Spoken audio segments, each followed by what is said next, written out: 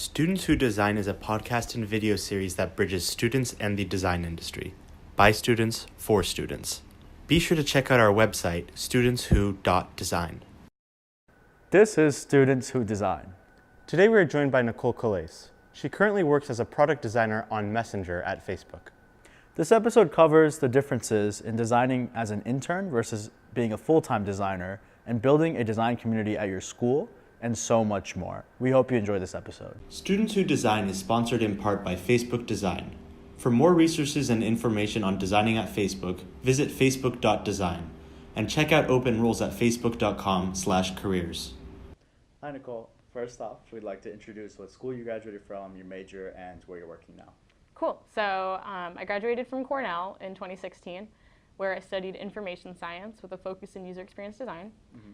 And I'm currently working on the Messenger team at Facebook, where I work on real-time communication. So that's supporting audio and video chatting.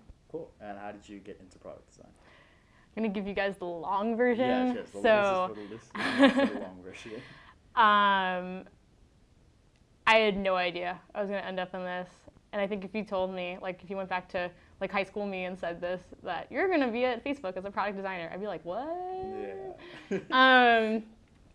I think I was definitely destined for tech, and I honestly don't know why it took me so long to figure out. Destined for tech. I was destined for technology.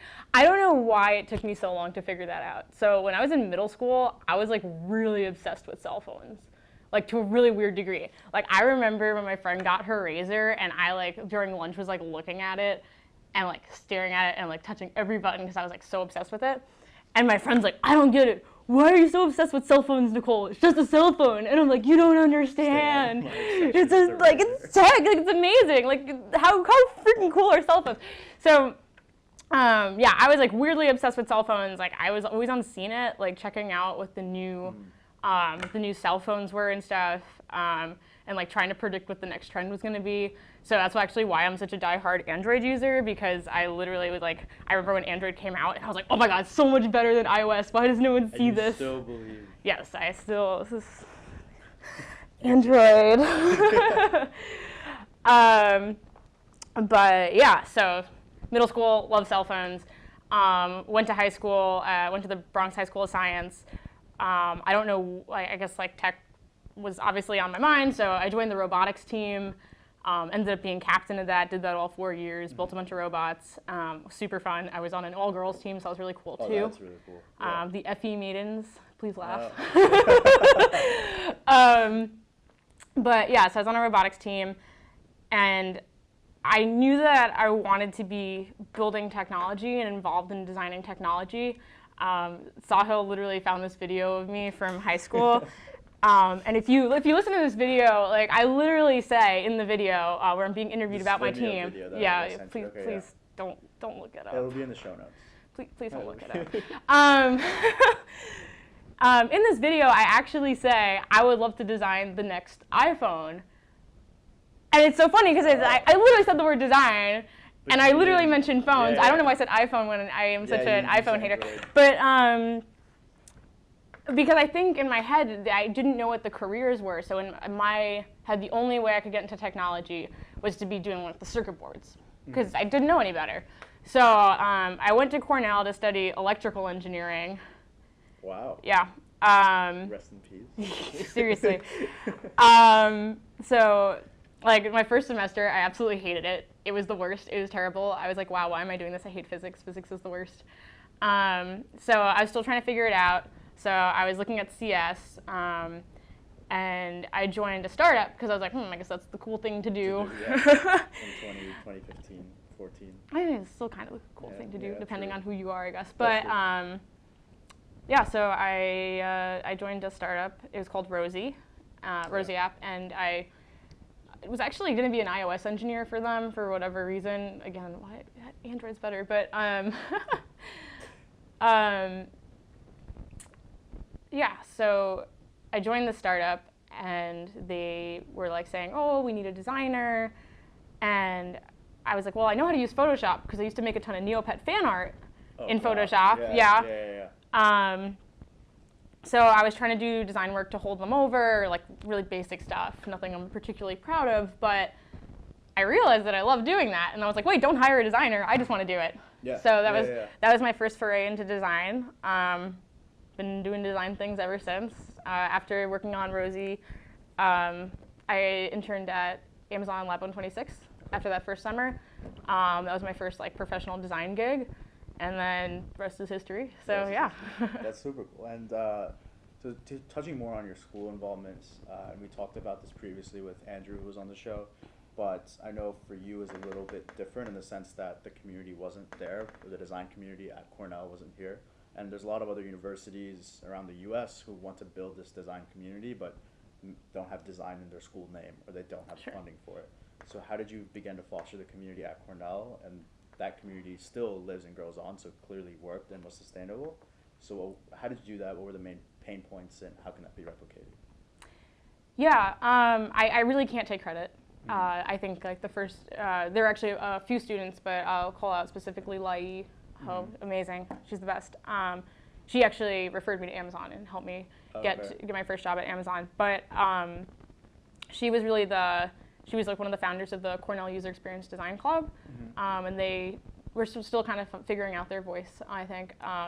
But they did all sorts of things like small studio workshops and stuff. I was actually never on campus at the same time as Lai, but two other students had picked it up. And they were kind of running the User Experience Design Club when I was a freshman.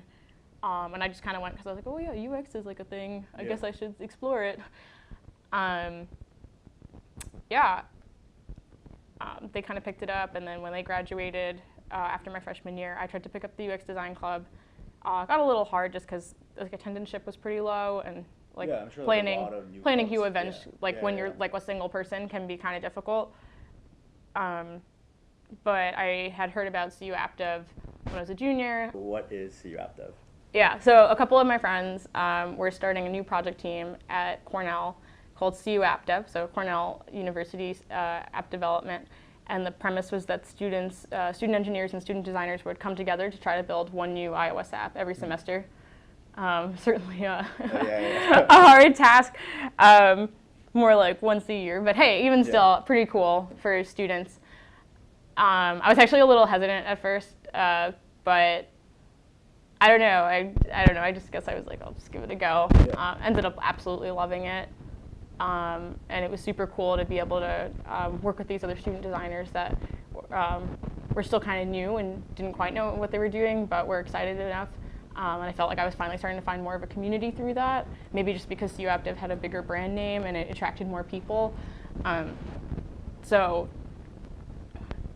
guess I can try to think about how to answer this because you've asked how to replicate this on campus, and I guess... Yeah, I mean, I think one thing you touched on was that like you didn't necessarily try to go for a design club or a design organization. Yeah. Instead, you went to more like your first gig was a startup that needed an iOS engineer, and then this project team is an engineering project team. Yeah. And so every engineering club does need some sort of design aspect to it. Yeah. And that's almost like a way to build out the design Yeah, culture. totally. Because as someone on CU AppDev, like I know that now in the last couple of years, like the design team is like a very core part of that organization and just at Cornell and the events that we've been able to put on. So I think that's one thing that you definitely touched on. Yeah, for sure. I think that sums it up beautifully. And like sort of in that realm, I think the hardest part is just finding other students to support you because trying to do it alone, it's too hard. Yeah. And I can assure you, you're going to find someone, at least someone else, will do it with you. So now I want to talk a little bit more about your career and previous work that you've done. So you mentioned that you worked at a startup called Rosie App, and after that went on to work at LinkedIn, Microsoft, Facebook, etc. And I think a lot of students struggle with getting that startup gig and then using that to possibly jump to somewhere else. Yeah. Could you talk more about how you were able to do that and any advice you might have for students currently in that position? Yeah, I'd say key thing for your portfolio is really trying to get the projects you work on built. So they're just things that you will learn by working with an engineer that you just can't do on your own. If you just like silo yourself and you're all alone in some room doing a design project and it's all blue skies or like it's a class project, you're just not going to get those experiences that will really set you apart. Working with an engineer like is a skill in itself.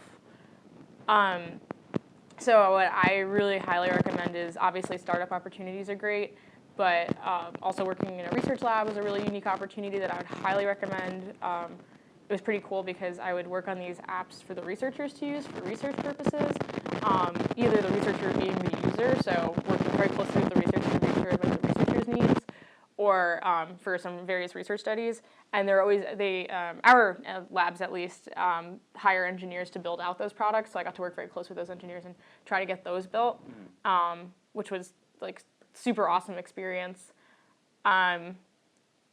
And you'll just learn so many things on the way from that will really set you apart. And it's also always great if you can point to something and be like, oh, like that was built. It wasn't just like. Why do you think it's emphasis on saying that like you can point them to a shipped product, or are there certain things in the recruiting process or things that people look for that they prefer it to be built? So like one example was, I remember an Asana interviewer asked me like, what were the metrics on this, and I was like, I don't know, like it's just a prototype, like I didn't try it. But I think it's kind of difficult because engineers don't want to just build your stuff; they want to build stuff that they are also interested in. That in itself is a learning experience.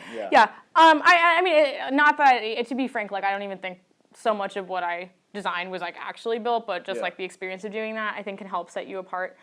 And then, of course, like everything's going to come down to your portfolio. So just having that really solid case study, being able to do user interviews and user research will help set you apart.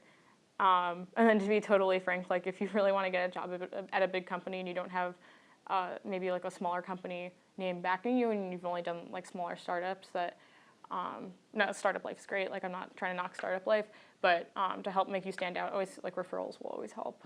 But it's totally like you can totally get a job without a referral. Like I actually got my internship at LinkedIn. I literally just applied online and it worked out. So you worked at a lot of big companies, from LinkedIn to Microsoft to Facebook, and interviewed at many other places like Apple. What are some things in recruiting that people get wrong that you've seen? Because now you're on the other side of things in recruiting for Facebook design. So you're always going to, like, when the first, people always ask, what do you need in your portfolio? And the first thing we always say is process and story. But I realize that maybe that's too basic to just say process and story. People don't really understand what that means. Everyone's like read the Medium article. Everyone's seen like the podcast. I don't even know if they've seen that, because like I don't know. But a good example is, like, I was reviewing this portfolio once, and the student said, "We did user research. We learned a lot," and then showed a design.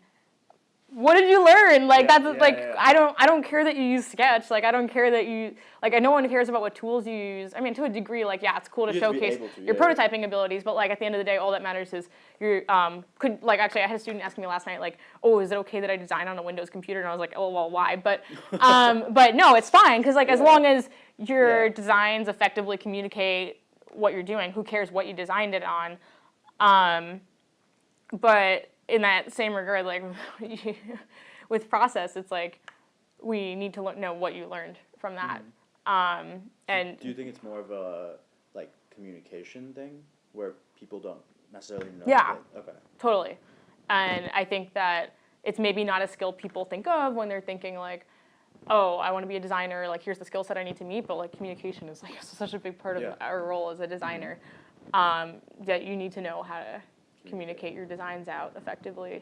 So you also did the Explore program at Microsoft. I actually didn't. Oh, you didn't? No. You did the PM program? I was a PM, just a PM intern. So you did the PM internship at Microsoft, and I think that's a really cool aspect that a lot of people in product design don't get to see.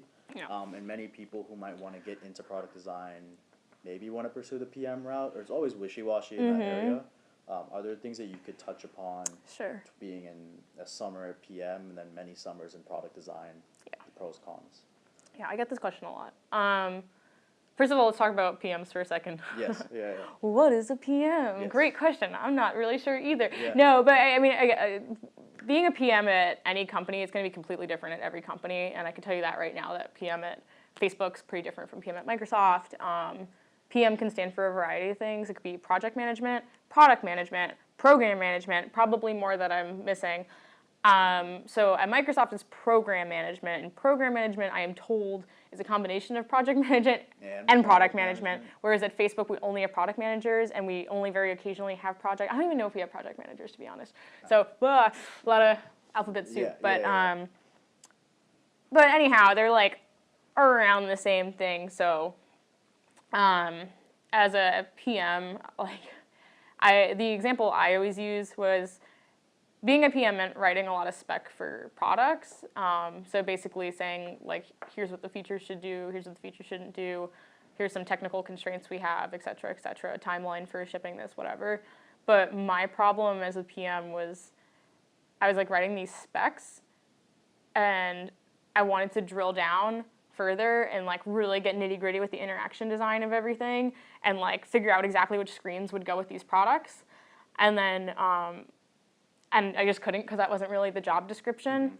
And that's sort of how I realized that I definitely want to be a product designer, and not a PM. The perfect example I think of is like things that give me joy and in like my life as a product designer is like I could spend a week on like a 0.4-second animation that will make the experience better. Like that would be like the best week ever. Like I'd be like, yeah, so fun. I wish I could do that in my job right now, but I don't have time. But that would make me so happy if I could just like literally sit there and like perfect like a 0.4-second animation. That would make me happy. Like, that's what I want to do every day. If you're a PM, you can't do that. Like you don't have time for that. And so you've seen both sides, being at Facebook for more than a year. Cool. And doing many product design internships. What are some things that interns often do that full-time designers don't do? I'm not totally sure what you're asking with this question, because it's like activities that interns get to do, not activities or benefits. Because I was going to be like, I'm sorry, when I interned at LinkedIn, they took me to Disneyland. Ooh, there goes my coffee. But they took me to Disneyland. What full-timer is going to Disneyland on like their corporate budget? The interns, the recruiters. Hey, the recruiters must have a great time. Good for them. I would say more in like how they approach their work, how they communicate, like.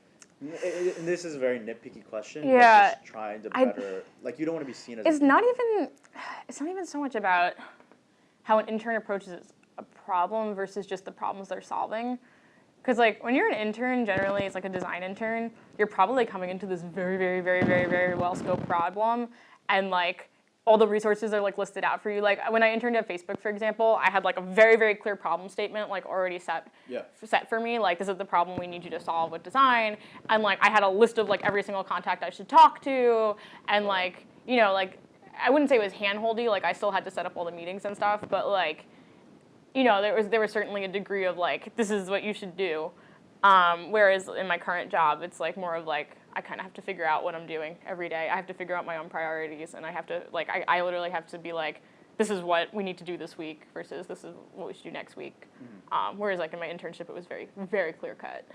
So, although it is clear cut, are there things that you did that, you know, if you were excited about something, you would pursue it, or if you tried something? Oh, yeah, of course. Yeah. So I think being proactive as an intern still helped. Oh, definitely. Yeah, okay. Yeah, no, I, like, for me, like, when I interned at LinkedIn, a big thing for me was learning origami. The origami studio didn't exist yet, so this was on Quartz Composer. Oh. Yeah, so I was, like, very determined to learn origami and Quartz Composer. And that was, like, something I did on the side, and I think that helped. And like looked good, to be frank. But I loved it. Yeah, I mean, a lot of opportunities to do other things. You could do hackathons and stuff. I'm trying to think if I did any hackathons. I did a hackathon at LinkedIn, but I learned a lot. My project wasn't very good. So you've been through many internships, almost too many internships. You know, I would actually say I've been through too many internships, because I think like you kind of get very used to that very well-scoped project. And I think in a way that, like, when I started my full-time job, I got a little cocky, because I was like, oh, like, I got this. Like, I'm an expert at doing a design internship. I'm not an expert at being, like, a real designer. Or at least when I started. Hopefully I'm getting better, but...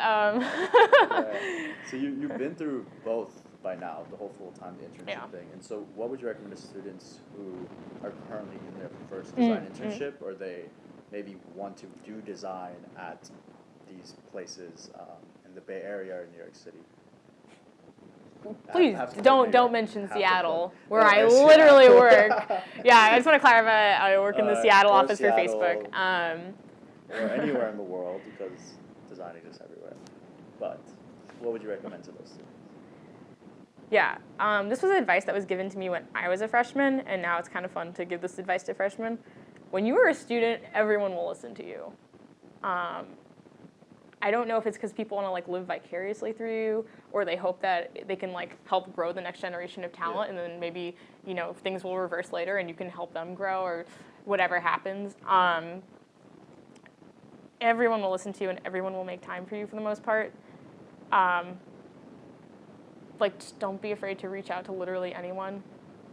Reach out to a VP, see if you can get time with them to talk to them. Because when you're a student, like even if you don't know stuff, you can always be like, "Oh, well, I'm a student. I didn't know it. I'm a student. I'm still learning." And I think people are very excited to grow that next. I think designers and industry are very excited to grow that next generation of interns. And when you're a student, you can ask stupid questions and just be like, "Oh, I'm a student," and then people will be like, "Oh, wow, that's okay.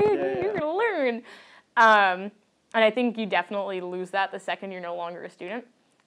So take advantage of your student email, or like if you're at a company, don't be afraid to reach out to anyone for advice. Try to have questions ready, be prepared. Don't waste people's time, but but don't be afraid to be yeah, absolutely. So what's one thing that no one warned you about going into a full-time design position, and what was that transition experience like from interning many times to actually being a full-time designer?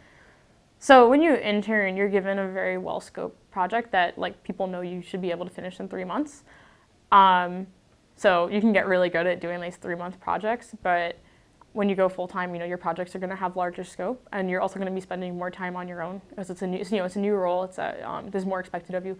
You're going to be expected to scope these projects a little bit more and be more involved in that process, whereas all that work is done for you when you go into an internship. So just be cognizant of the fact that you're going to be given this little bit more responsibility than you've had earlier, and things are going to take a little bit longer. It's just work that you haven't had to do before. There was definitely a ramp-up time because you're expected to know a lot more about the product once you're a full-time employee. And the relationships. Yeah, sure. And you can and should be spending a lot more time you should always be spending time investing in relationships, but obviously when you're an intern, you're only there for 3 months, so you have to be realistic about what you can do in 3 months. So how long did that ramp-up period look like for you? I would say it took 3 months to ramp up and really feel good about what I was doing. And I would even say it was a combination of things, like getting used to the area, getting used to a new office, getting used to a new team. But even when I switched teams, I felt there was that ramp up period again, and just be realistic about the fact that these things take time, and it's everyone expects it. Yeah. Don't worry. Obviously, you should be trying your best and putting your best foot forward, but just don't stress out too much about it. These things take time. So now we'll jump into polled questions, and these are questions that we got from the design communities or student design communities that exist on Facebook, Twitter, Medium, etc. And we asked every guest all these questions. So having the experience that you do, there's probably some things that the industry or people in full-time positions or maybe leadership positions don't really understand about the student design community and what we go through or what you went through when you were a student. Could you speak a little bit about that? Yeah. I would say these internships just didn't exist, and I know that some of my coworkers will joke about this because they're like, "Oh, these internships didn't exist when we were in school and stuff. We were having fun all summer." Yeah. I was like, "Wow, good for you." I mean, I had fun at my internships though, so and I also got paid, so that's cool. Yeah. But so I think that's kind of funny. I don't think they may not be aware of what the student design community is. I'm always explaining to people about how there are all these Facebook groups and the whole Twitter sphere, and how I knew all these student designers just because by Twitter or whatever. Had a friend who literally only knew her on Twitter, met her in real life at Facebook. It was pretty cool. So I don't think people really know how awesome the community is online. Other things they don't get. I mean, I think this goes without saying. I think this goes for almost any industry. When you're a student, we always complain about oh, the teachers, they forget what it's like to not know anything, and they don't teach it on the same level. So I would say, I'm even finding this with myself as I'm recruiting right now. I forgot what it's like to not understand certain things. Mm-hmm. And I forgot that it's something that there are certain concepts you just have to learn. What do you mean by concepts in school, or when students are saying I learned this thing at class and you don't know what it's about? Oh no, more of students not really understanding the difference between all the different roles. So for example, not understanding that there are like people manager, like a perfect example is students were asking about the difference between a product manager and an engineering manager. And it's like, I think to someone who's like worked in industry, it's like, well, obviously like simple, you've got design and engineering managers who are like these people managers. And then you've also got product manager, that's a totally different role. But I forgot that there was a time when I had to like learn these things. And then also I think another great example is like forgetting that people don't understand what process really means and like what documenting process means. Yeah. And see, whenever you were in school, you had, and still probably, you had a lot to manage, from school to just like life stuff and recruiting and like doing design stuff and staying up to the industry. How did you manage it all, if you did, or how did you manage to try and stay up? Does anyone manage it all? I don't That's know, a like, lie. I was reading. Anyone who tells you that they're managing it all is a liar. That's like that. Except for my roommate, who's like the most perfect human ever, and I don't know how to. You should interview your roommate. You should interview my roommate. But it's almost like everyone is like that. I think it's called floating duck syndrome. I've never heard You never heard of this, where it's like a duck looks like it's like moving smoothly on the water, but underneath the water, its legs are going crazy. Wow, that's great. And it's like a very big metaphor for like students and like very, very competitive high schools or very, very competitive universities, where it's just like everyone looks like they're like swimming fine, but they're really going crazy underneath the water. But anyway, back to how were you able to manage your time with school, with recruiting, with CU App Dev, with everything else that you did? I mean, totally frankly, I just didn't go out very much. No, I'm serious. Like, I can like literally name times when like I had friends who were like, we're gonna go out and do like fish bowls on a Wednesday, and I'm like, okay, cool, I'm gonna go home and like apply for 10 jobs, bye. And then like, I don't know. Yeah, but I would say like that's like actually a common thing that seems to come up is like I felt like I always had friends who didn't understand how I got all these jobs. But I was like, all I did for fun was like apply to jobs. So why do you cast your net? The more jobs you get. Yeah. Would you do it again if you had the? Yeah, I think so. Yeah, I mean, the only thing I would do differently is start an InfoSci. Instead of being an engineer. So there's, and you're in the industry now, so I think this is a little more relevant. There's so many articles, blogs, newsletters, products, noise in the industry. How do you try to filter out what matters to you? Because I think, as a student designer, you're kind of like, you feel like you're expected to just read every article you see or like know about everything that's going on, and if you don't, you're behind in a weird way. When it's really not, you're not, but it's just that feeling of. So what are some things that you do to filter what's happening in the industry?